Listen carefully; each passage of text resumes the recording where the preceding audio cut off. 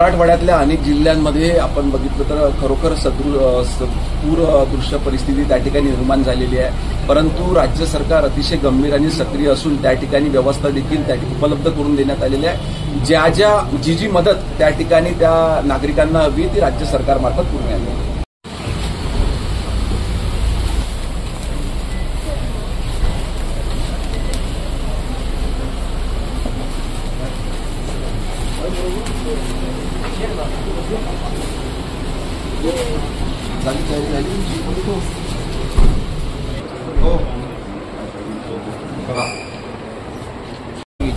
माननीय शरद पवार साहेबांना फक्त सत्तेत राहण्याची आतापर्यंत सवय होती।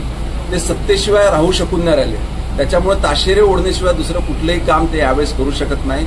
आज अतिशय उत्कृष्ट पद्धतीने ह्या राज्याचे मुख्यमंत्री सन्माननीय देवेंद्र फडणवीस साहेबांनी दोन्ही समाजाचा प्रश्न त्या ठिकाणी सोडविलेला आहे आणि विशेष करून ओबीसी समाजाकरिता त्याच्या इतिहासात कधी नव्हत्या त्या योजना या माननीय मुख्यमंत्र्यांनी राज्यातल्या ओबीसीच्या जनतेला दिलेल्या आहे। आतापर्यंत राज्यात कुठेही ओबीसींकरता स्वतंत्र असं मंत्रालय नव्हतं, त्या विभागाची स्थापना या ठिकाणी करण्यात आली। राज्यातल्या प्रत्येक जिल्ह्यामध्ये ओबीसी विद्यार्थ्यांकरता वसतिगृहाची निर्मिती करण्यात आली।